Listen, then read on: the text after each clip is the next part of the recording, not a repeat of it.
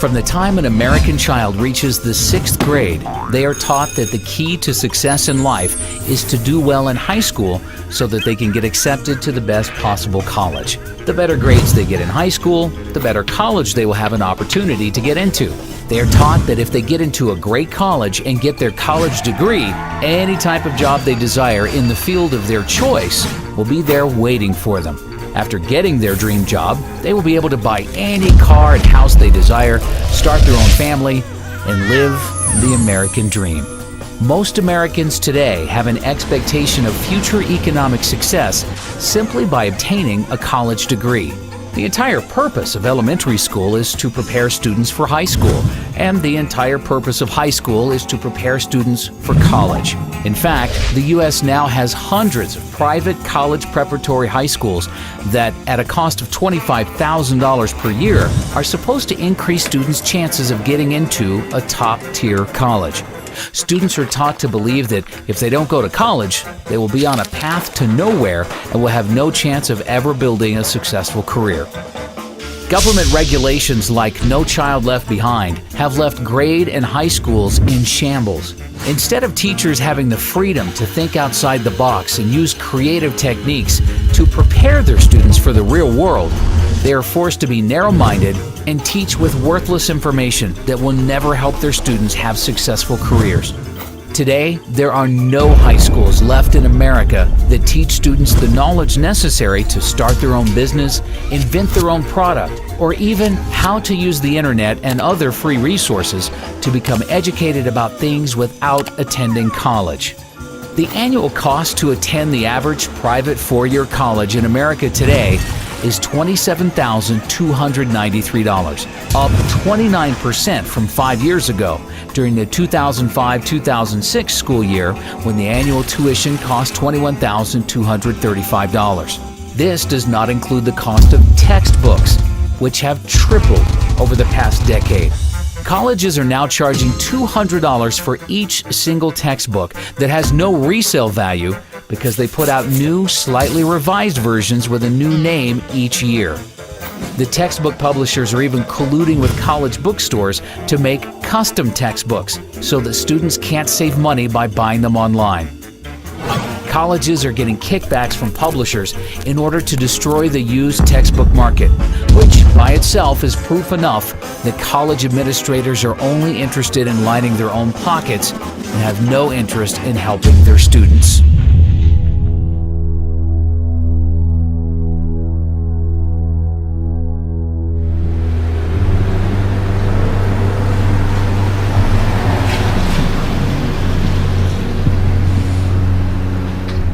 You have to have a certain kind of brain to understand the dead language that they write in textbooks. But they brainwash you from a little kid up so that you buy into the system. And you get good grades, and you study hard, and then you become a member of the total system. No freedom. You don't know how to think, because they told you how to think their way. College tuition has seen 5.15% annual price inflation over the past 5 years. This is despite the fact that U.S. real estate prices are down 26% from their peak in July of 2006, and the Dow Jones is down 18% from its peak in October of 2007. Even oil is down 38% from its peak in July of 2008. During the financial crisis of 2008, Americans lost $10.2 trillion in paper wealth. And college is the only thing in America, besides the cost of health care, that did not at least temporarily decline in price. Inflation has made it impossible. Again, when I was a kid, it wasn't, you never heard parents saying, we're planning and putting money away for your education because it's going to cost us $100,000 and we have to keep putting that money away so that when you graduate, not only will you not pay us back, you're not even going to get a job. Over just a 2-year period from December of 2007 through December of 2009, 8,363,000 jobs in America were lost, or 6.1% of total jobs. 1 year later, in December of 2010, thanks to the Federal Reserve and the U.S. government spending $4.6 trillion on bailouts, stimulus programs, and other government spending, 1.124 million jobs in America, or 0.9% of total jobs, had been recovered. That is over $4 million spent for each job created. As we move deeper into this great recession that we believe, as inflation continues to skyrocket, the reality of a Great Depression will come in, because people will realize that all that worthless money you have can't buy you much of anything. You're going to see more and more people, as they're already doing it, believing that by going to college, that's going to be their passport to the future. It's not what it used to be. A degree, a college degree, a BS, what does that buy you? And I love the mentality. The mentality is this, that corporations and businesses won't hire a person unless they get a degree. Not me. I don't care if you have a degree. It makes absolutely no difference. I want you to have a mind, be able to think for yourself and think on your feet, and be energetic and love what you're doing and have a passion in so many different other ways. Not to be able to just regurgitate what you're being told. And that's all it's come to. It's regurgitation. During an economic downturn, when Americans are losing their jobs, their primary instinct is to seek higher education in order to make themselves more attractive to potential employers and better position themselves to receive a job. However, how are Americans supposed to spend $27,293 per year for college when they have no savings or income to pay for it? The U.S. government, with the backing of the Federal Reserve, in the same way they created the real estate bubble by providing mortgages to all Americans through Fannie Mae and Freddie Mac, regardless of whether or not they had any capacity to pay the loans back, has been using the exact same easy lending practices to create one of the largest bubbles in U.S. history, the college bubble. College students borrowed $106 billion in total student loans for the 2009-2010 school year, up from $96 billion in 2008-2009, $94 billion in 2007-2008, $87 billion in 2006-2007, and $83 billion in 2005-2006. Total student loan debt in the U.S. currently stands at $830 billion and now exceeds credit card debt.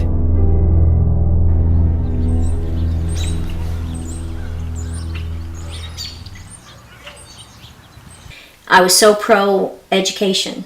That's all I wanted in my life was an education. And you know, I'd like to still be pro-education, Right. but to put anybody through what I've been through, no. Really, in my case, the education, I think, really ruined my life. Right. So, I mean, I would have been better off if I just would have gone to work at, you know, McDonald's or something, actually. So, That is unbelievable. because this is a debt I can never get over.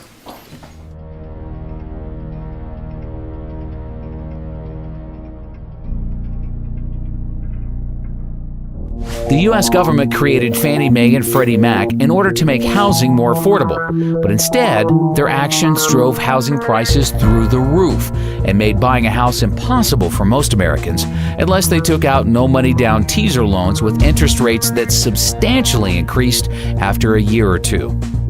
The U.S. government has been trying for decades to make college more affordable, but its actions have accomplished the complete opposite effect. College is now impossible for most students to afford without getting deeply into debt to do so. All across the country, Americans are graduating college with mortgages before they even buy a house. When I graduated from my undergraduate degree, I had $300 in student loans that I owed. $300. you can hardly buy 2 cups of coffee and a meal at the student union these days for $300. So when I graduated with my undergraduate degree, what you got in exchange for your education was lifetime indenture and a new house. Right? So you got to buy the mortgage. That's what you got. You got your degree, you got out of school, you got a job, and therefore you bought a house because culture drives you to buy a house. So now you're in debt. You have to work. Now you have to be part of the wage slave economy for the next 20 or 30 years until the house is paid off. These days, college is the new house, and you don't even get the house. As soon as you get out of school, you're indentured for life.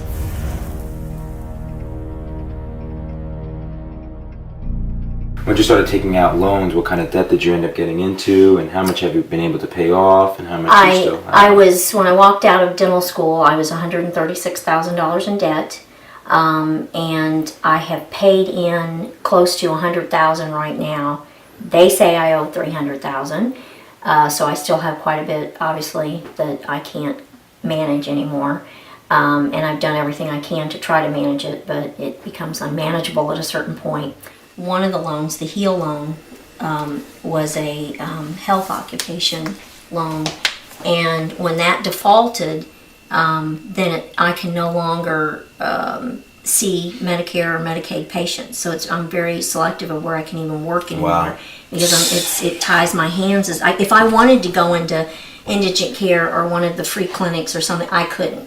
Right. When I was first told this, I was told by my attorney that I would not get Medicare or Medicaid. I said, well, okay, there's not much I can do. And for many years, that's what I believed, because that's what he thought it meant. Well, comes to find out, that's not what it was at all. It was that I was not able to work on patients in Medicare or Medicaid. And so when I went to work for this place that I'm working, I thought we were fine because we don't take them. Well, there happens to be some federal employees that now I can't see. I didn't even realize that. And so when we realized it, the office manager sent a note to them and said, what's the deal? And they said, well, she knows all about this. No, I don't know about it. Neither do the attorneys, and neither does anybody else. I mean, these laws are so vague. It's just amazing. So now I have to watch who I see. And fortunately, my employer has worked with me, or I would be out of a job, basically. But they're very vague. They keep you in the dark. They don't really try to help you or figure any of this out. They don't work with you. I know there's the new income-based repayment, but I don't fall into any of that, So I don't know. I just don't want to see it happen to anybody else. Right. That's my problem. There's no compassion right. there. There's no none. help. No help, no compassion, nothing. They're just vultures.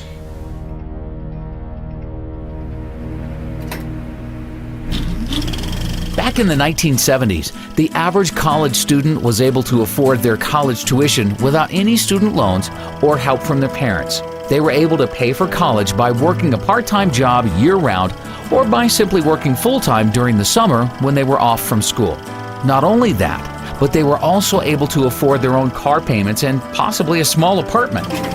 The U.S. government destroyed this by providing easy student loans to anybody who applied for them without any credit requirements. Over the past decade, any 18-year-old has had the ability to take out large student loans without even being asked if they have a job, what their high school grades were, what they intend to major in, or any other information that would help determine their future ability to pay back the loan. These are, this is a paper, and this is of course a copy, I have the original, of what they gave me the day I graduated from dental school. What amount, income level I would have to make, and how much of that would go to school loans, and what percentage. First off, I never even made enough in a month to pay the monthly school loan amount, so that's why it went into default. Right, and they basically made just completely unrealistic projections. Totally unrealistic, right? Yes. I've not even managed to make any of them at all. So this year, of course, they're projecting I would clear about $260,000, and I'm making about $80,000. Where do they come up with these numbers? Well, I'm not sure, and I mean, they think thought I think that was the whole problem. over 400,000 In 2015, which will not ever happen. The problem is it also is your percentage of your school, of what they're taking. I know it's been proposed at 10%, and I think that is the fair amount. But at some points, I paid as much as 34% of my wage, 32% of my wage. Right now, I'm paying 25% of my wage to school loans. And that's a huge amount when you have other debts and other bills as well. Thank you so much. No, thank you very, very much for what you're doing. I appreciate it. Thank you. I really appreciate the help. Today, 2/3 of students are graduating college with an average student loan debt of $24,000. And the government is now making the situation many times worse by completely taking over the student loan business.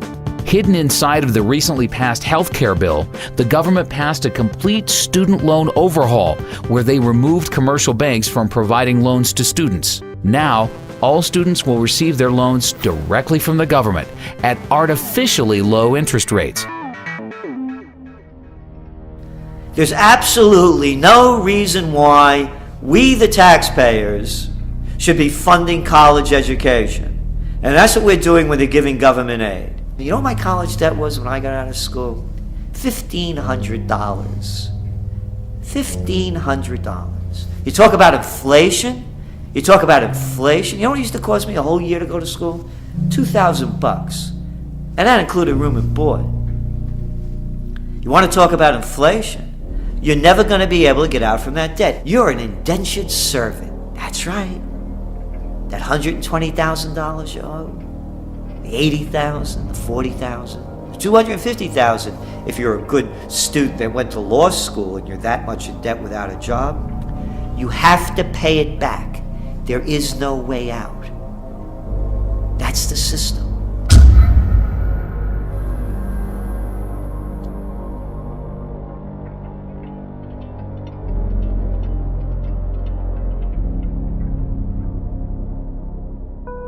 One of the unintended consequences of the Wall Street bailouts of 2008 is that now most American students believe that if they take out loans to attend college but can't find a job to pay them back, they will be bailed out by the government and have the loans forgiven. NIA believes this is indeed what will ultimately happen, and therefore it will be U.S. taxpayers who end up paying for the artificially inflated, sky-high tuitions for all college students who can't or choose not to repay their loans. It won't only be taxpayers who suffer. All holders of U.S. dollars worldwide will ultimately pay for everybody's student loans, as the Federal Reserve is likely to print the money to make up for these bad debts, which will lead to hyperinflation and a worthless U.S. dollar. Many students are outright abusing the system.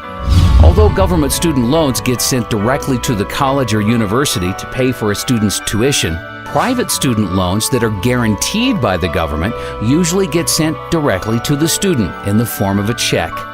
NIA has been hearing countless reports of students using this free student loan money to buy food, electronics, clothing, jewelry, even cars.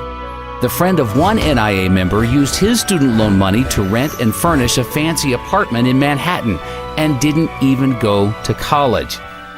Even when the loan comes directly from the government and goes straight to the college, there is often thousands of dollars left over each semester after tuition is paid for. This extra money then gets dispersed directly to the student in the form of a check. There is an epidemic in America of students using their student loan money for non-educational purposes, and absolutely nothing is being done to stop this from happening.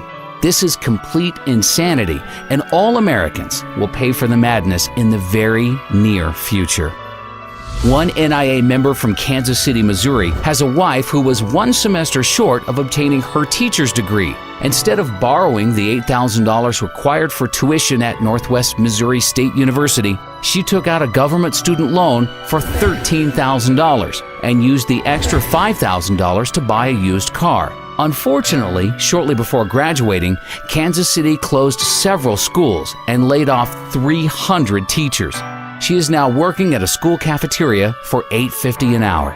Although she was required to make monthly payments of $146 for 10 years, after calling the government student loan office and inquiring about their income-based payment plan, they agreed to reduce her monthly payments to zero. With all the modern technological advances the world has been experiencing in recent years, the cost of a quality college education in America should be getting cheaper. It is now cheaper to purchase a plasma television or laptop computer than years ago because the government doesn't subsidize purchases of these products.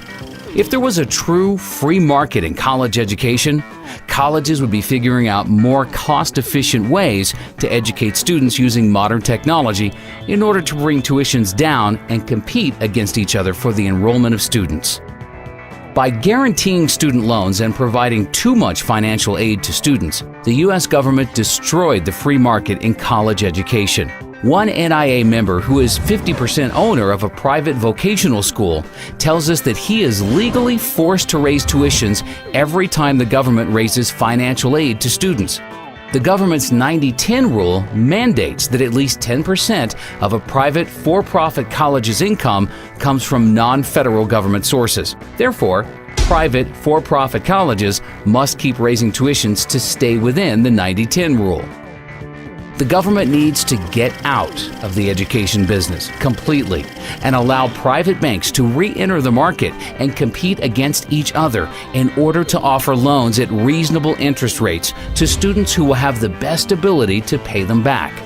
The reality is, the majority of the students who qualify for loans today from the government would no longer qualify. But this will force colleges to either bring down their expenses in order to charge affordable tuitions or close their doors for good. Colleges in America spent $10.7 billion on construction projects in 2009, down from an average $14.7 billion spent per year from 2005 to 2007, but still very excessive.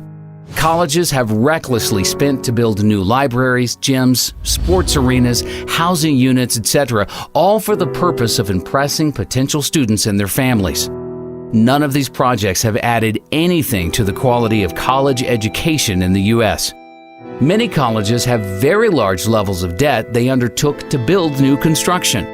With most college endowment funds being crushed in recent years due to collapsing real estate and stock market prices, many colleges have very poor balance sheets that won't be able to withstand the slightest drop in enrollments.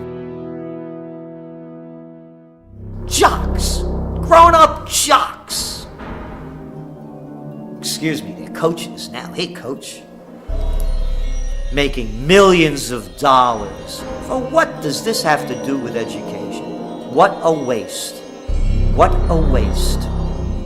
2-bit universities fielding baseball teams, football teams, basketball teams. For what? To entertain the kids? Yeah, you can do this if you're a very rich society and you have the money to waste. But not during a Great Recession. And not as the median household income of the country continues to decline. And not as you're sending all of these kids to get degrees in worthlessness, because that's what these university degrees are, a lot of them. It's a waste of money, it's a waste of energy, and it's an affront to anyone who really wants to think seriously about an education, because it has nothing to do with the NCAA. We are sort of seeing the perfect storm. We have seen all this construction in the past few years, and if you're a college president, putting your name on a building is quite nice. But you are not there, you probably have moved on somewhere else while your name is on the building, but now the operation and maintenance costs are now falling due.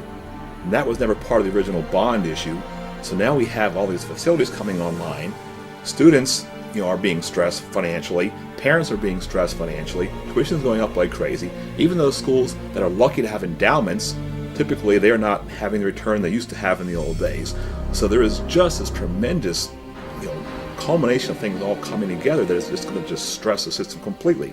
We just saw that there were even riots in UCLA when they saw a 32% increase in tuition. I mean, do you think that we'll start to see a lot more, riots and students getting angry at these tuition prices? I would love to see a little more activism on the part of my students. I think they have been taking this now for such a long time that maybe it's just part of the scenery now, and they're not really worried about it anymore. And I also think a person that's 20 years old, 22 years old, does not realize the implications of not being able to escape student loan debt. When I was in my high school years, at that time, many people were going to college, borrowing the money to go as far as all the way through medical school. And when they graduate from medical school or law school, they would simply just up and declare bankruptcy. But in its wisdom a few years ago, as you probably know, Congress changed those rules and that you can no longer discharge student loan debt through bankruptcy. And now, even if you happen to make it to Social Security and you still owe them money, they're going to come after your Social Security check, if it exists, which I don't think it will.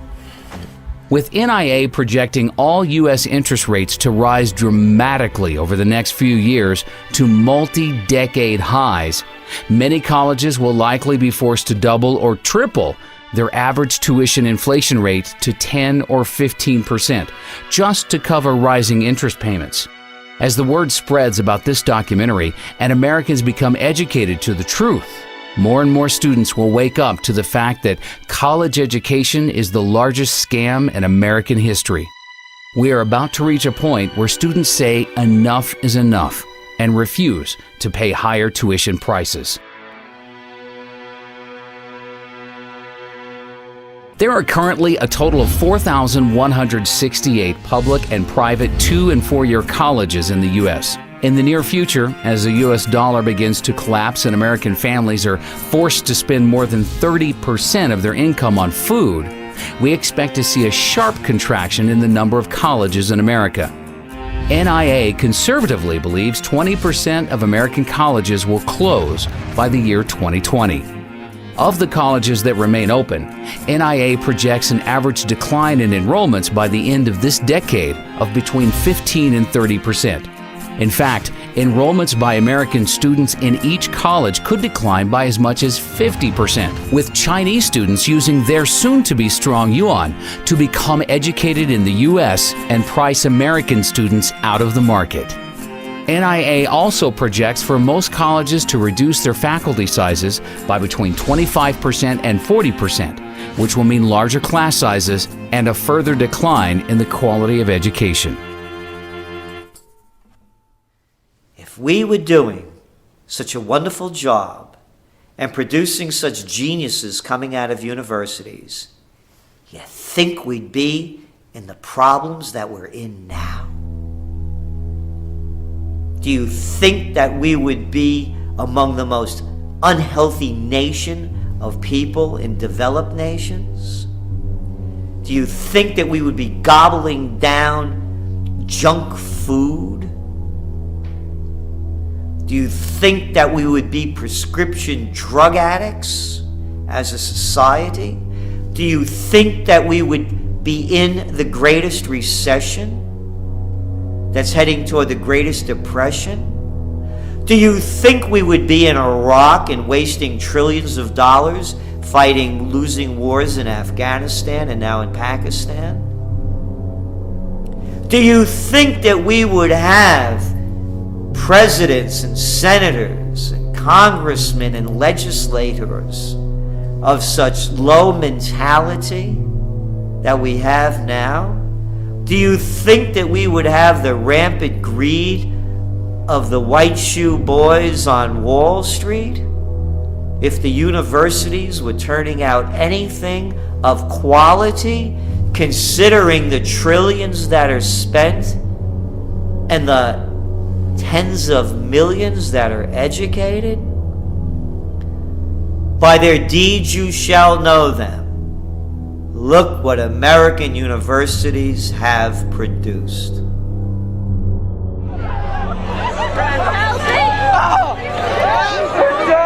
The simple truth is, any American high school student who has any savings put away that they are planning to spend on college would be much better off simply investing this money into physical silver. A senior in high school with $30,000 in savings who buys physical silver today will likely have enough money to buy the median U.S. home 4 years from now. while all of their friends will be graduating college with no job or money to buy a house, but will be stuck with hundreds of thousands of dollars in debt and a worthless piece of paper called a college degree. How worthless is education? Let me count the ways. My worthless college degree.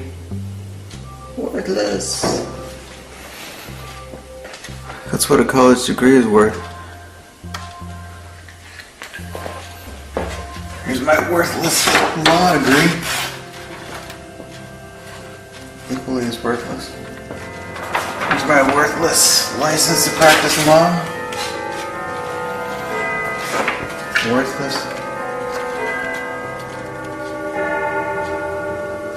Here's my worthless computer science degree.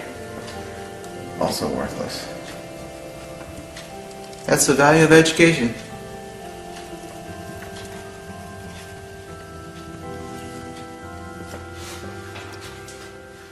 If somebody were graduating from high school today and wanted to know whether they should go to college, I would say they should run, not walk away from college, because the industrial age doesn't have long to go. There's no way that I would encourage somebody to go 4 years or more to undergraduate school, rack up a bunch of debt, and learn a bunch of nonsense that isn't going to do them any good when there's no fuel at the filling station, no food at the grocery store, and no water coming out of the municipal taps. Well, why would you go to college to go into a huge amount of debt to get nothing in return, not even something that might facilitate your survival, much less your ability to thrive? So at this point, at this late era in the industrial economy, I wouldn't encourage anybody to go to college. It hasn't been a very good deal for quite a while, and it certainly is a really bad deal now. I confer upon you the degree for which you have worked so hard, with all the rights, privileges, and responsibilities thereto. Congratulations.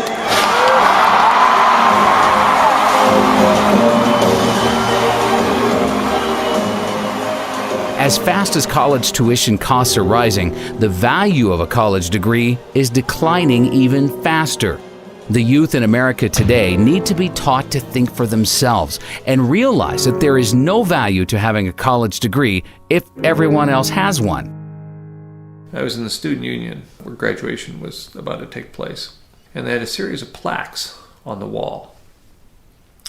And they listed all the students who had graduated with a 4.0 grade point average. And the first plaque had, all the plaques were basically full of names. But the first plaque had the first 50 or 60 years of the university represented. To fill that plaque with the 20 or so names on it required 50 or 60 years of higher education. Of course, in the most recent 5 years, there were multiple plaques for every year. We're churning out 4.0 students at the rate of a couple hundred a year. That used to mean something. If you're the only person in the first 40 years of the history of the institution to have a 4.0, that's meaningful. Now everybody's a 4-point student. Our standards have fallen so profoundly that anybody with a heartbeat can get a 4-point average. It's just absurd. The U.S. Bureau of Labor Statistics reported in April of last year that as of October 2009, 70.1% of 2009 high school graduates were enrolled in colleges or universities, an all-time high since they began keeping this statistic, and up from 68.6% of 2008 high school graduates enrolling into college. In other words, there is no longer anything special about a college degree in America if 70% of everybody else is also attending college to receive one. NIA is working hard to ensure that it will soon become common knowledge in the U.S. that a college degree gives you no advantage over the rest of the population. When Americans finally learn the truth, the college bubble in America will burst.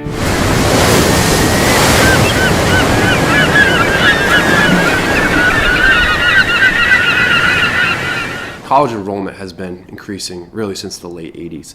But what kind of is an unknown secret is since 1992, the majority of college graduates, 60% of them were in positions that the BLS considered low scale and typically did not require a high school education. For example, 20% of all the new waiter and waitressing positions created since 1992 have been filled by college graduates.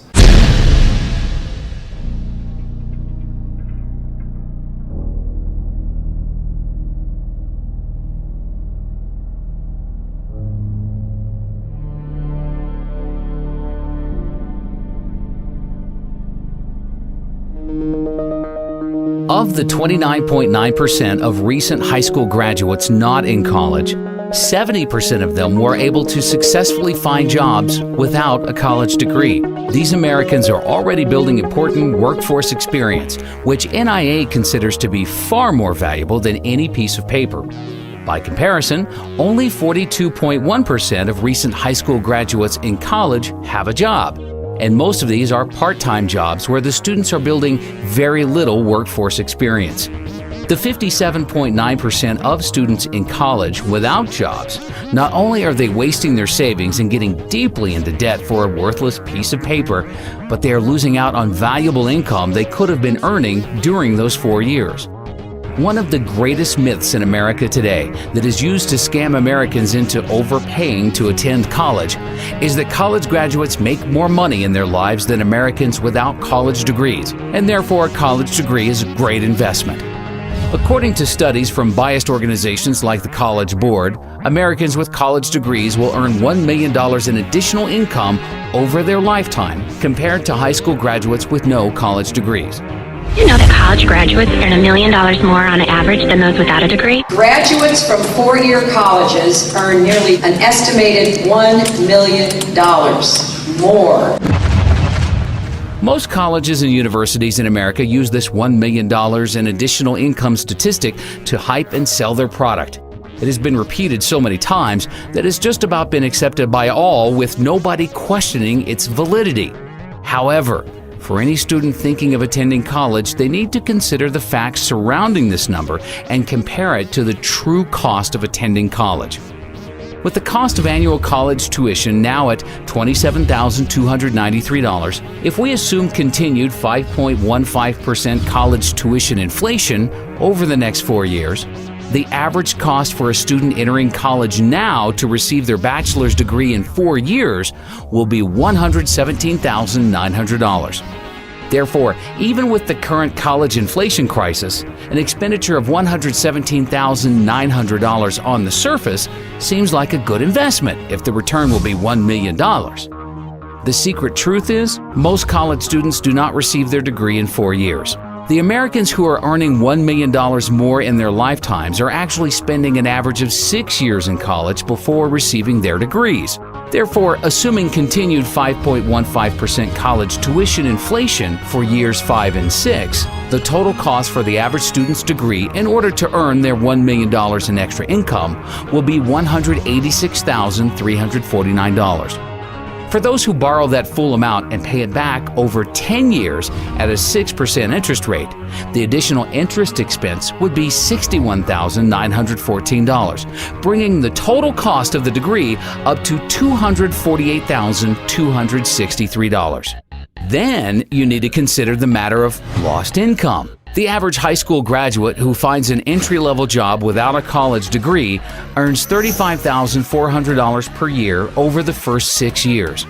For the majority of college students who don't have jobs, they are losing $212,400 in income over their 6 years in college. Combining the expected cost to attend college for 6 years with potential interest expenses and lost income, and now we are at a total cost of $460,663, all for the hope of earning an extra $1 million over a lifetime. Another important fact is, all of the reports that show $1 million in extra income for college graduates over high school graduates include students who receive GEDs as being high school graduates. Most GED recipients weren't motivated enough to graduate high school and therefore shouldn't be included in these statistics as real high school graduates. NIA believes GED recipients are unfairly skewing down high school graduates' average incomes. Also, the simple truth is, some Americans are just more motivated than others to make money and have successful careers. Somebody who wants to earn a high income usually goes to college because they have been suckered into believing it offers them the greatest ability to do so. Whereas most Americans who don't attend college don't have as strong a desire to have a successful career. 95% of college graduates interviewed by NIA with annual incomes above $200,000 tell us that their college degrees had absolutely nothing to do with their business success. In fact, of these same people surveyed, 90% of them said that they probably would have become successful at a much earlier age and be making even more money today if they didn't waste so many years of their life attending college. The phony $1 million in additional income study that was conceived by the education industry in order to deceive Americans into overpaying to attend college is just one of many false, misleading studies that they have created in an effort to create an illusion that college is a good investment, no matter how high tuition prices rise. The mainstream media has been working with the education industry and helping them perpetrate their schemes on the American public. One of these schemes was the 2008 pharmacist shortage hoax. 3 years ago, there were 15 new pharmacist schools getting ready to open in the U.S. In order to create artificial demand for enrollments to all of these new schools, the industry decided to create an illusion that there was a huge shortage of pharmacists in the country that will continue for the rest of the decade, with 150,000 new pharmacist jobs needed by 2020. One place where the U.S. economy has too many jobs and not enough applicants is in pharmacies.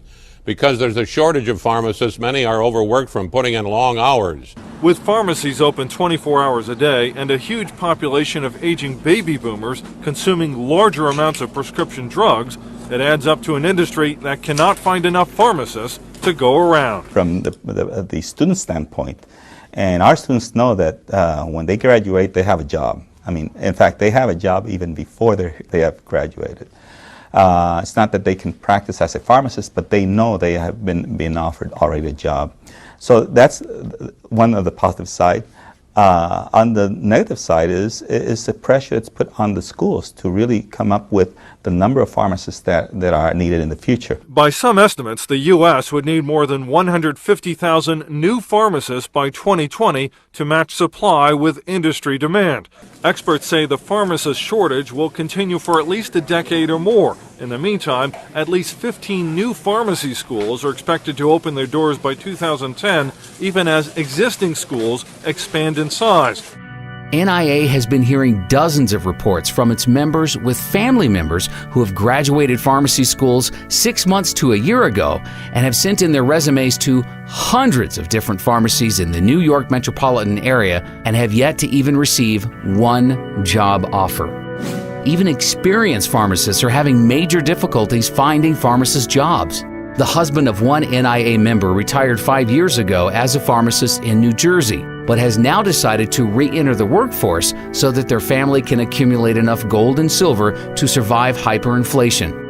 Unfortunately, he was forced to leave his family and move to a rural part of Alabama in order to receive a pharmacist job paying only $18 per hour.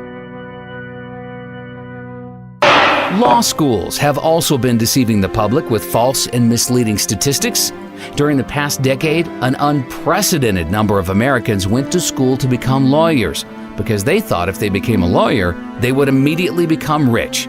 Some law schools are advertising that 90% of graduates are employed within 1 year of graduating. The unfortunate reality is, law schools are deceiving their students with these statistics because most of their graduates who are employed within a year of graduating are not employed at law firms.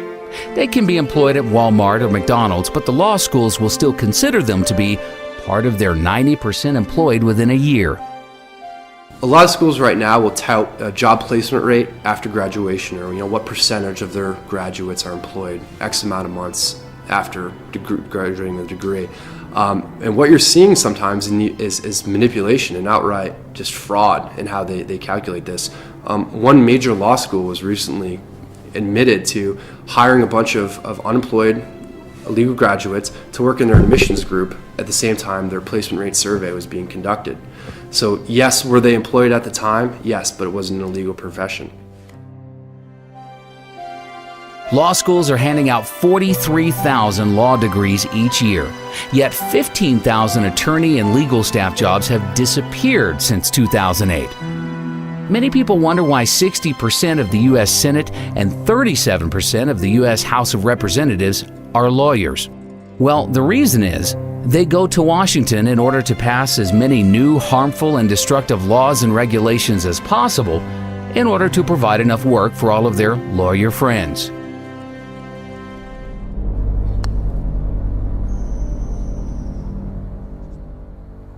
So I decided to go to law school. I went to Chapman University School of Law. I graduated in 2005 and passed the bar in 2005, July of that year. And overall, I did not have a good experience in law school. In fact, the first week going into law school, it was not at all what I expected. I thought that the law was to promote freedom and liberty and justice. And in fact, what I realized shortly after entering law school is what the law has become is an excuse for bureaucrats to regulate just about every aspect of our behavior. All of the needless legislation that is passed each year in order to provide work for lawyers has the devastating unintended consequence of destroying what little is left of the free market.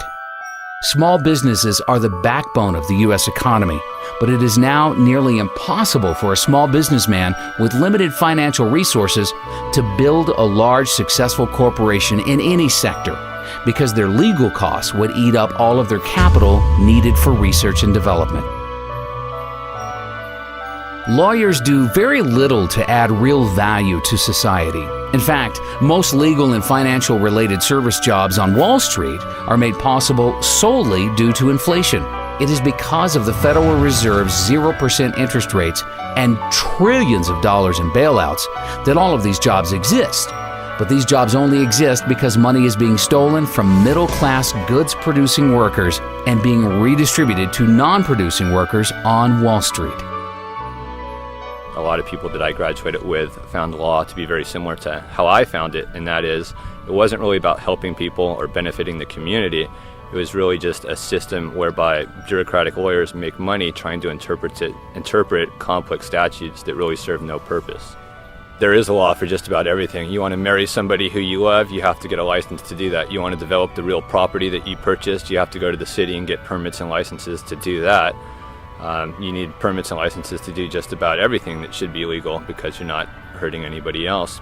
To start your own business, you need a business license, you need your taxpayer ID number, you need all kinds of things just to get up and running. And so all these restrictions and laws and statutes, a lot of them which are not even passed by Congress, they're simply passed by administrative bureaucracies, they hamper the economy, they hamper economic growth, and they actually act in a tyrannical sense against people starting their own businesses and providing for themselves. 75 years ago, agriculture made up 28% of the U.S. GDP.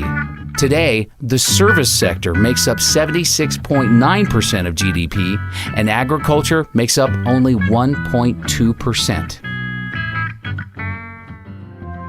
The only way for a country to produce real wealth is by farmers growing food, miners mining for gold, silver, and other precious metals, drillers drilling for oil, natural gas, and other commodities, and manufacturers manufacturing real goods that can be exported to the rest of the world. Goldman Sachs has never created one dime of wealth for our country. Yet most politicians in Washington have been brainwashed into believing Wall Street jobs are necessary for the U.S. to have a strong, viable economy. Likewise, nearly all Americans who have gone to school during the past decade have gone to school for degrees in legal, financial, or other service sector jobs. Almost no Americans have gone to college to become farmers, gold miners, or oil drillers.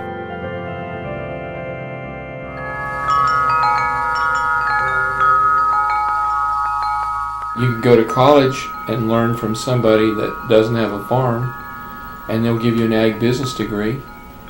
You know, most of the people teaching college don't have a farm, don't know how to manage it, and don't want a farm. I say if you want to learn how to do something, try to study under the person that can do it the best that he can do. There are jobs everywhere. You have to create a job. You don't get a job, you make one. Americans have taken food for granted for far too long, because Americans have been able to buy food at artificially low prices, with the average American family spending only 10% of their income on food. However, on October 30th, 2009, NIA published an article predicting inflation would appear next in food and agriculture. NIA said, a worldwide shortage of farmers combined with food inventories falling to record lows is setting up the perfect storm for an explosion in agriculture prices.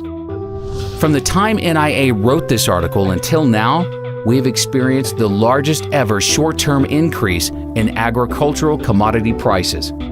Corn has risen by 75%, wheat by 65%, soybeans have risen 51%, sugar 45%, orange juice has risen by 58%, coffee has risen 71%, and cotton has risen 124%. Because very few Americans went to school to become a farmer, and everybody needs to eat, agricultural commodity prices will continue to skyrocket, and farmers are going to get wealthy in the years ahead, while lawyers and bankers will see a dramatic decline in their standard of living.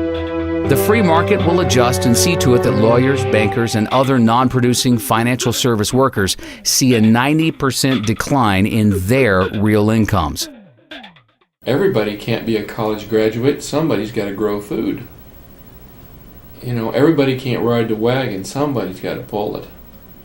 Somebody's got to be taking some risks. Somebody's got to be thinking.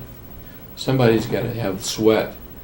Last summer, this lady I was telling you about that bought some cattle from us, she came here to get some cattle in August, and my grandson was downstairs splitting firewood. We burned firewood in this building because it saves us about $600 a month over burning propane. So my grandson was cutting firewood, and he was swinging the axe down here splitting logs. And it was August, and it was about 95 degrees, and she came in here to sit down, and she says, there's a kid down there cutting firewood.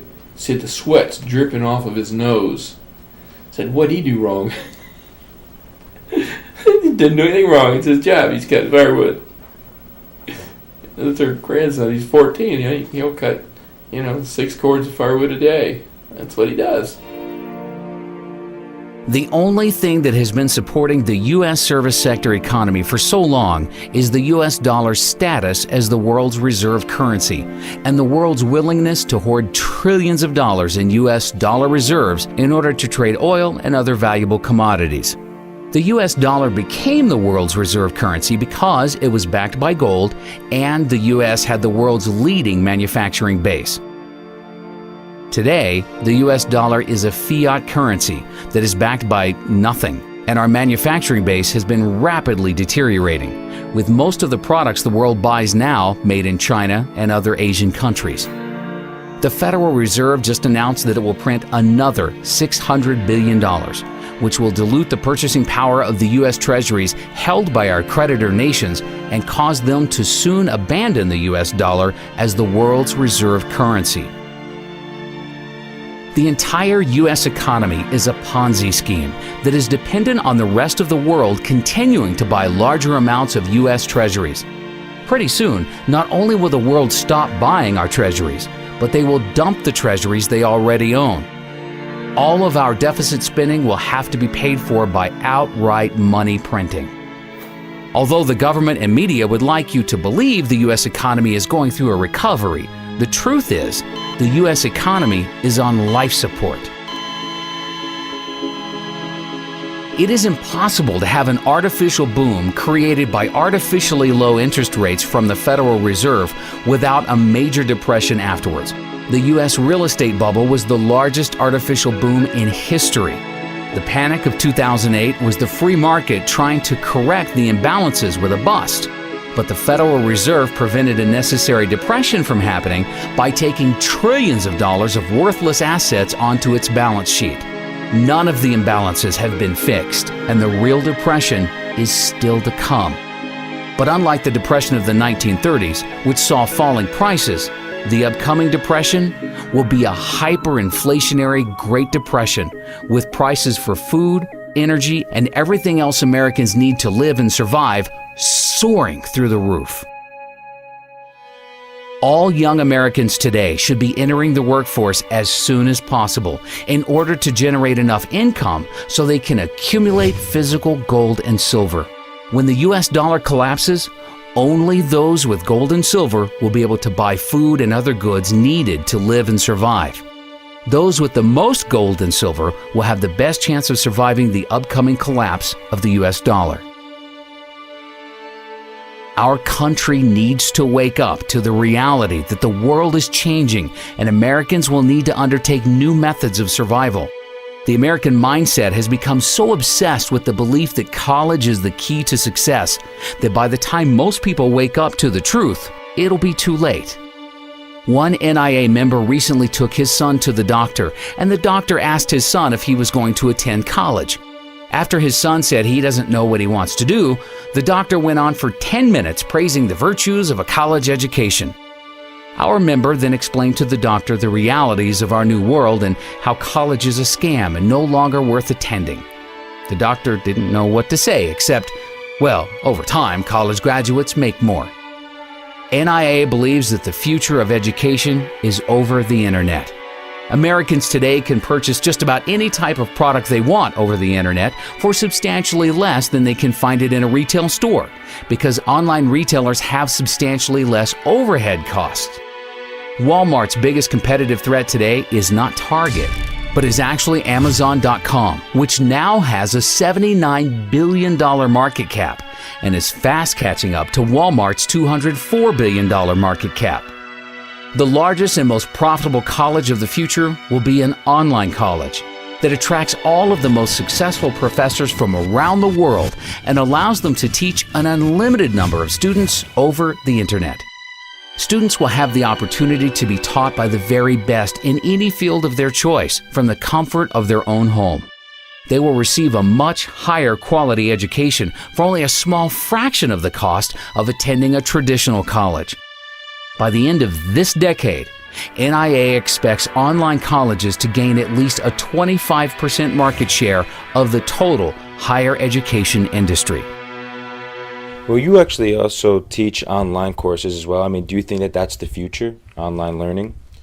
I think the future actually is online learning. If the grid can stay up, which I hope it does, I think most people have an interest in seeing that happen. So I think a lot of things could fall apart before the grid and the internet does. So I think that's the way. I always ask my students, does it really make a whole lot of sense for all 20 of us to drive here every Tuesday and Thursday to get together to talk about digital media stuff, when we really could do this with a little bit of re-engineering and actually have, instead of all of us coming together, if I came to you wherever you were? I think that's a model of the future. If you figure out each student probably spends 2 gallons of gas a day to come to class, times 20 students, times 15 weeks, add up how much gas that is and how much that costs. Who wouldn't want to have that money back, especially over a couple of semesters? Especially now because we have a much richer media environment to use for teaching and learning. I can now embed videos in my classes. I can bring in things like the National Inflation Association videos to my classes. I can bring dynamic, compelling things to my class that even in the old days, if I was really a compelling speaker, it's far better now. So even a mediocre professor like me can make my class rich and interesting, even in the online environment. You tell me the difference about sitting in an auditorium in NYU with 1,000 other people or sitting in front of your screen and listening to a professor. What's the difference? Look what's going on in India. They estimate some 500,000 Indians have gotten university degrees in engineering through online. Interactive view is what I called it back then. And how many did we turn out in the USA in the same period? About 150,000. It's the future. The future is now. But they're holding us back on real internet learning, real real digital online learning because of the people that want to control the system, the ones that want to have the tenure. The whole college industrial complex. That's all it is. It's a racket. Just like war's a racket, colleges have become a racket.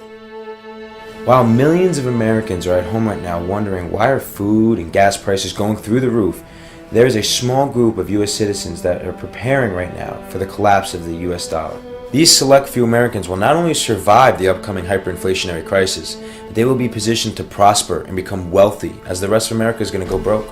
On December 11th of 2009, NAA declared silver the best investment for the next decade at only $17.40 per ounce.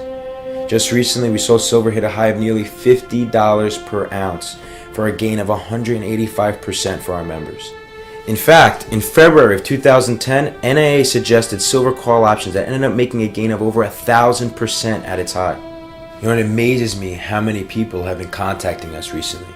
I mean, every week we receive countless emails from people that say that they've learned more about economics from being a member of NAA for just 1 month compared to studying economics in college for over 4 years. NAA members receive weekly articles, videos, and updates with priceless economic information that the mainstream media is afraid to talk about. All across America, students are being brainwashed right now with Keynesian economic principles that got us in the debt crisis that we're in today. We are not going to solve our economic problems by making the same mistakes in the future. After the financial crisis in 2008, the U.S. should have went through a much-needed recession, where we saw the free market rebalance our economy from the ground floor. That way we would have built on a solid foundation, saw a real recovery with real economic growth in the future.